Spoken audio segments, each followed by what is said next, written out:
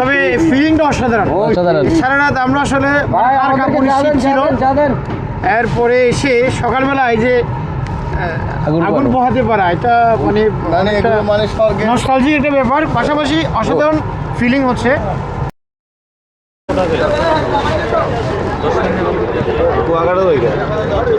সাত্তারখান এক পটুয়াখালীর লঞ্চ ঢাকা থেকে ছাড়ি এই লঞ্চটিতে করে আমরা নামলাম 10 মিনায়। তো এখান থেকে আমরা স্পিড বোট ভাড়া করব, সেই স্পিড বোটে আমরা যাব কচ্ছপিয়া ঘাটে। যেহেতু আমাদের আজকে আসার কথা ছিল বেতুয়া ঘাটের লঞ্চ চাঁদপুর থেকে না পাওয়ায় আমরা আসলাম এই 10 মিনা ঘাটে। এখন এখান থেকে আমরা যাব স্পিড বোট রিজার্ভ নিয়ে কচ্ছপিয়া ঘাটে। আমাদের একটু খরচ বেড়ে গেছে, সময়টা একটু নষ্ট হবে, তারপরেও দেখি কয়টা গিয়ে পৌঁছতে পারি। এখন সকাল 6:30 বাজে। আশা করছি আমরা কচ্ছপিয়া ঘাটে 8টার মধ্যে গিয়ে পৌঁছতে পারবো, কারণ এখানে বোট স্পিড বোট রিজার্ভ নেওয়ার সময় লাগবে।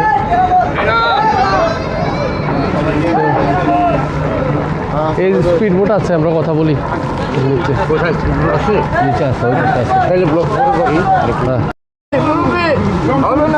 সারা রাতের নির্ঘুম লঞ্চ জার্নির পর আমরা এই মাত্র নামলাম হাজিরহাট লঞ্চ ঘাটে। আর আমাদের সফর সঙ্গীতের শীতে কাবু হওয়ার এই যে অবস্থা দেখেন, আগুন জ্বালিয়ে গরম হওয়ার প্রচেষ্টা।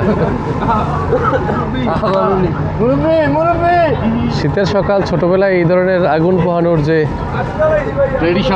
ট্র্যাডিশন, সেটা গ্রামে থাকতে মোটামুটি ভালোই, প্রত্যেক শীতেই আমরা এই কাজটা করতাম। তো এখন আসলে এই আগুন পোহানোর কাজটা হয় না। আমরা হাজিরহাট ঘাটের মধ্যে এই যে আগুন পোহাচ্ছি শীতে। হাজিরহাট ঘাটটার নাম 10 মিনা জায়গাটার নাম। হ্যাঁ, অসুবিধা কি, এটা তো ন্যাচারাল। হাজিরহাট এই যে। আচ্ছা ভাই, শীত কেমন? অসাধারণ শীত। কত বছর পরে এই আগুন পোহাচ্ছি নাকি? মানে বলা যাচ্ছে না, তবে ফিলিংটা অসাধারণ। সারা রাত আমরা আসলে এরপরে এসে সকালবেলা এই যে আগুন পোহাতে পারা, এটা মানে নস্টালজিক একটা ব্যাপার, পাশাপাশি অসাধারণ ফিলিং হচ্ছে। উষ্ণতা পাচ্ছি, উষ্ণতা প্রয়োজন, উষ্ণতা নিচ্ছে, উষ্ণতা তাপ। সকালের সূর্য পূব আকাশে উঁকি মেরেছে। আমরা হাজিরহাট যে লঞ্চ ঘাট রয়েছে, সেই ঘাট থেকে সূর্যোদয় দেখছি। দারুণ, একেবারে ডিমের কুসুমের মতো চমৎকার রং ধারণ করে সূর্য উদিত হচ্ছে এই শীতের সকালে। তো একটি অন্যরকম সময় আমরা কাটাচ্ছি।